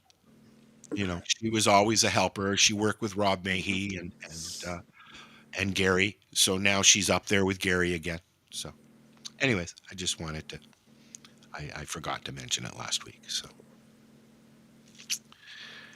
Yeah, it's not surprising. Advocacy work is not easy. And when you get to a certain point, you kind of just say, that's enough for me. I'm going to have to let everybody else take it. Not the same like it used to be when everybody was focused. Well, I almost feel like Jack Kungle has put in his time. Okay, yeah. But a lot of other people have as well. Back when we all started this, I mean, you look back 10, 15 years ago when we all started this. I've been sitting here for 20 years of doing this for 17. So. Right? That's what I mean. Like I entered in 2014, so I'm still new. I'm 10 years next year, and I plan on fighting for many more. But I still have only 10 years of advocating under me. How many years do you guys have? A lot more than that. I started advocating for ADHD with my mom back in the 90s. So, right. Yep. I gotta say, cannabis was the first thing in my life that actually, I found, no, I need to speak up about this. Not enough people know that, that this is wrong, what they're telling you. Yeah, but have you ever been told that you talk about it too much? Because I have. No. I have. No. Yeah. Oh, you do an entire podcast, so that's kind of your thing. Yeah, my name is literally my name's Marijane Baker. If you tell me if anybody ever says that to me, that's my answer. Is do you know who I am? Yeah, that's what I'm saying. It's that's what you do. Yeah. Yep. Well, in my free time, I do karaoke thing as well, which is turning out to be a lot of fun, by the way. I miss going and speaking at public events and watching the light bulbs come on in people's heads. Yeah. But it was fucking exhausting, man. Because I go in and speak at an event one day, answer questions for about 2 hours after the event. I'd be exhausted for 2 or 3 days because it takes so much out of you. Or, well, out of you when you got MS and you're trying to fight just to stand up. But well, public speaking is hard to begin with, to even just get up there and speak in front of people, but to have a topic, know your stuff, not fuck up and say it for that period of time. Guess what? I can still say I have never ever done one of those talks with any written notes. Wow. Anything that I've come out with has come off the top of my head at the time. But sometimes it gets repetitive. When we're doing it does. We're talking about that's this. That's why I never had it written down. we each have our own If I had it written down, it would stories, be very and we all repetitive. tell them. I mean, So probably if I 1,000. quote every time in something different. That's so funny. My story about I mean, being one 16 event, I and my just went. doctor and blah blah blah. It gets old, But when you're educating, when you're teaching people, you need to be able to tell them your story because that's what brought you here, anyways. We all have a story, Lenny's in this business. He's a pharmacist, but he's in the But cannabis. I got so tired of. Yeah, but I got I'm tired of I'm looked at telling it my as a story. So wacko in pharmacy. one of the right? events. Well, one of my events I went to, and I said, "Does anybody have any questions on cannabis? And if not, I'll ask the questions because you're obviously all experts." Yes. And of course, nobody wants to ask a question, so I asked questions. What And that I opened up a dialogue and got people asking questions, and we could actually talk, and I didn't Well, have you have to to go start through it that spiel. somehow, right? Lenny Yeah. and I, Lenny and I have done talks together. Yep. I remember one that we went to, and I said Lenny was a drug dealer, and I was a farmer. Yep. That's I the am a difference drug between dealer. us, because he sold drugs. I have a. You guys have seen my sweater. Educated drug dealer. Yeah, educated drug dealer. It's funny. I did wear that to a pharmacy event. Did you really? Yeah. Did you really? You don't. Most of the I people. bet you were a hit. No. Most of the people actually liked it. Yeah. Some people I know didn't. But anyway. Okay, now have you experienced like I asked Timmy last week, have you experienced a backlash from being a pharmacist and being in the cannabis business as well? No, but I don't have a backlash. What in my community, I am kind of. Everyone knows I'm. You're a nerd. Come on, just say No. it. Everyone knows I'm fairly smart. And I don't when I speak, even like I might speak boldly and loudly, but usually there's some basis or evidence or science behind what I say. Agreed. But I also spent a lot, I do a lot of education and training outside of Canada over the years and traveled, which people are aware of, and so I am kind of known as, when nothing else is working, call this guy. Mm-hmm.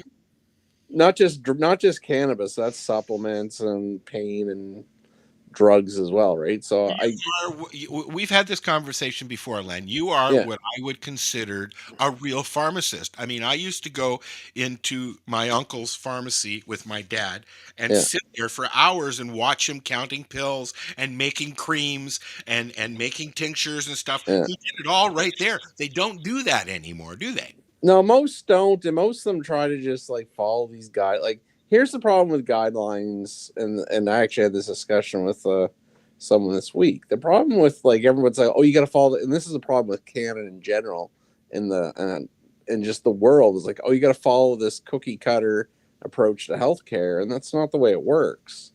That's not the art of medicine anyway. It's just like, yes, you have guidelines, and they're good ideas, and you should try to kind of follow them, but not everybody follows into that cookie cutter model. So your family doctor in the 50s and 60s would try different things. They'd work with you one-on-one. Yeah, that's what. So I basically try to look at, well, what's all the evidence say? Have you tried everything?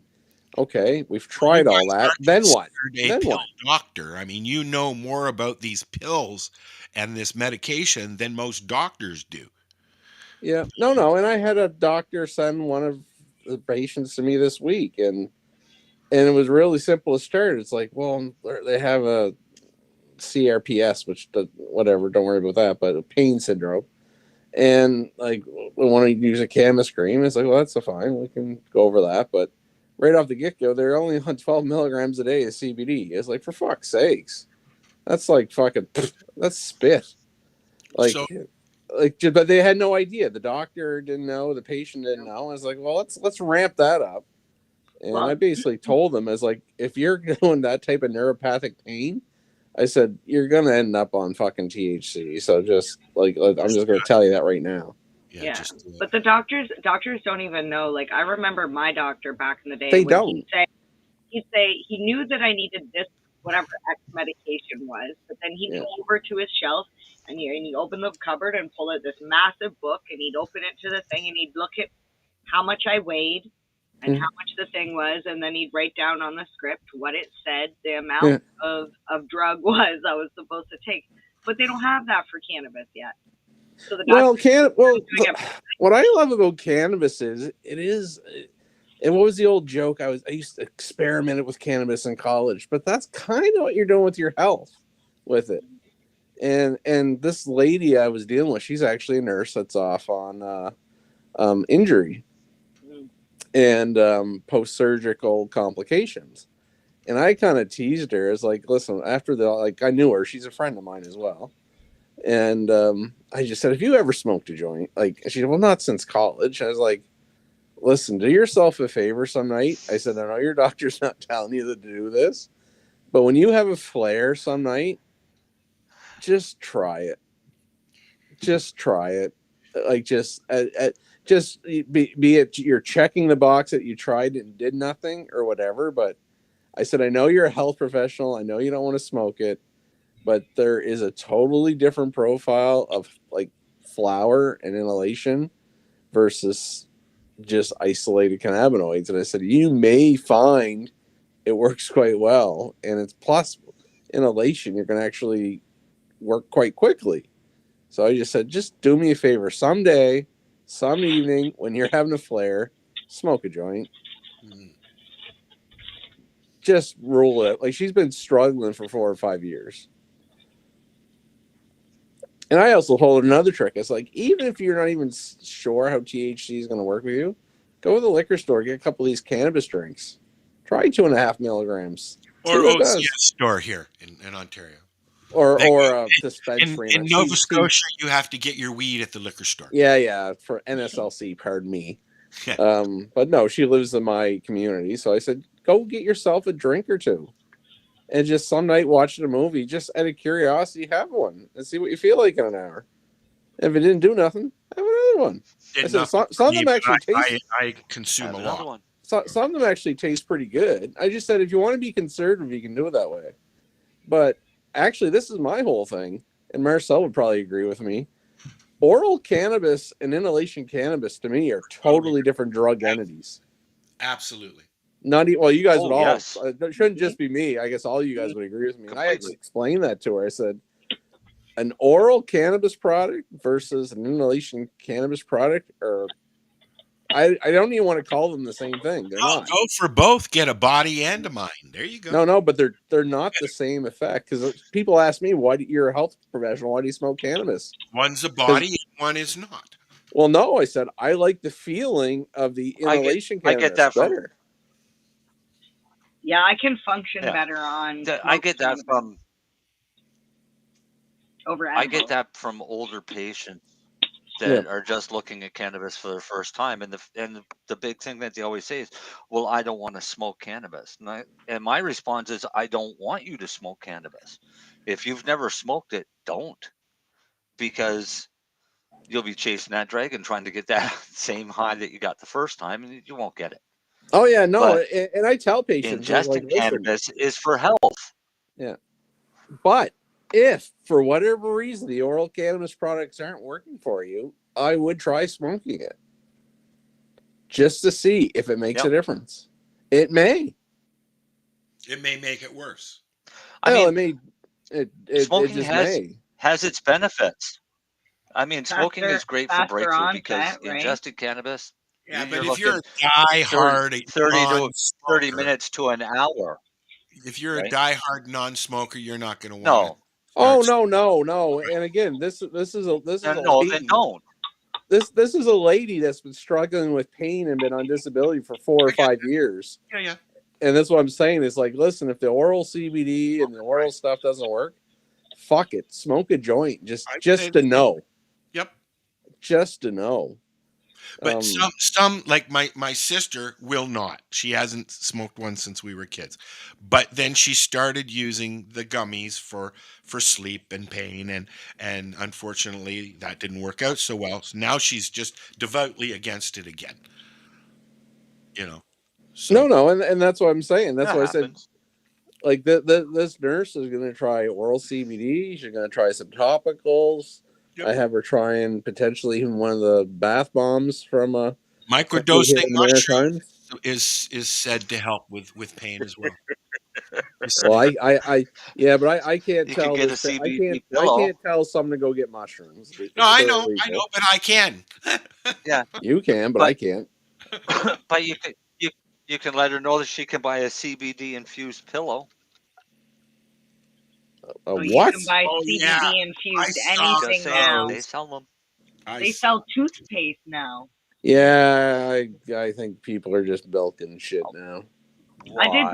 I did buy the face wash though. Well, actually, I'll tell everyone my kid is using a CBD topical for her acne, and what about it's working quite well. What about a CBD hair product? With shampoo? Yeah. But you wash it away pretty quick, though, so it doesn't have time to... Yeah, same with your face. What right, CBD because is an anti-inflammatory. Acne is an anti-inflammatory disease. Yes. True. Or an inflammatory disease. Would CBD work good for scalp issue? Potentially, I don't know. Putting it in a shampoo would kind of defeat the purpose, would it not? Where a detergent breaks down the oil and removes it. We've had this conversation before, Marcel. The CBD is an oil. But in a conditioner, it would work. Yeah. But isn't an oil? Because they put CBD in a conditioner, it would work because you're leaving it on.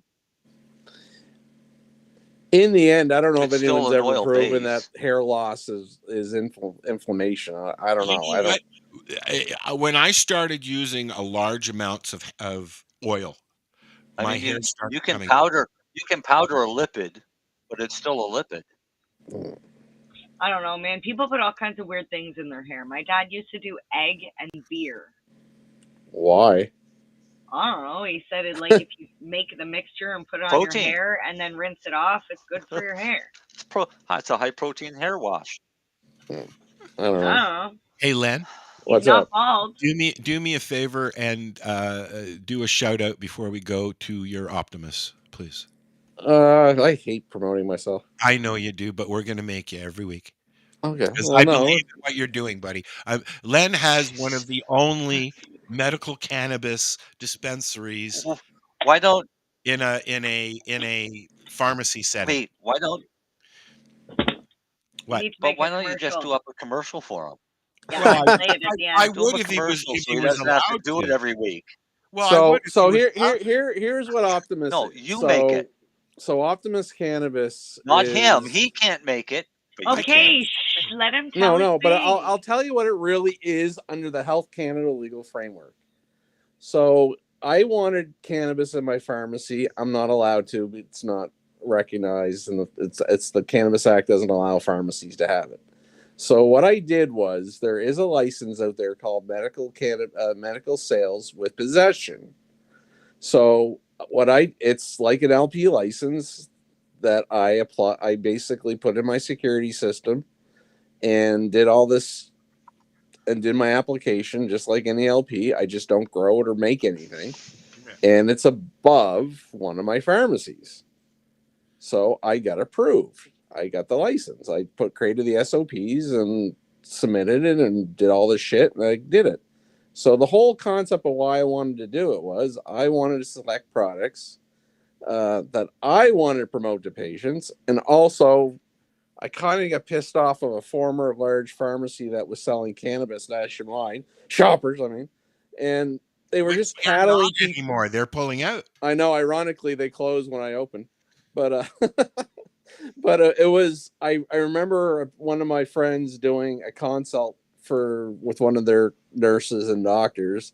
It was just basically, how many grams do you want? And I was offended as a health professional. I was like, you're just fucking herding cattle in there. Plus, they had shitty products, shitty prices, and I didn't like them. So I said, I know how to grade a product better and make selections. And I also didn't like that so many Nova Scotians, especially, were getting cannabis products from, no offense to you people in Ontario and out west, not from Atlantic Canada. So I just wanted to, as a pharmacist, be there as a resource for doctors and patients in Nova Scotia, and also review their drugs and cannabis, be an educator for them, and also have some products around that I could recommend and be an option for. So that's what Optimus is. So it's just optimuscannabis.ca. So ironically, I do have patients in, I have no idea where they all came from, but Quebec and Alberta and Saskatchewan and Ontario. So I can mail products to you if you'd like. So that's true. That's not the recreational system. You need a medical document. License from Health Canada in order to use his service. Anyways, might I add that there's some pretty good prices on there too. Yes, there is. We'll try more next week. The prices pretty good as best I can. I should say unfortunately, that's a terrible word. I also work on the recreational cannabis side. You're going to get us in trouble. Yeah, we got to go. All right, are we over? Sorry. Bye. Lennie can't see. CBGTV is the way to broadcast your message to an audience looking for your products or services. Affordable advertising, personalized campaigns, special promos, event attendance, and more. Talk to someone today, in person or by email. Find us online at www.cbgtv.com. Or you can send. Announcing CBGTV's Bud Break book. Get your copy now. Detailed strain reviews. Every purchase supports the ongoing efforts of CBGTV. Available from Amazon and at cbgtv.com or scan the QR code. Cannabis Broadcasting Group here at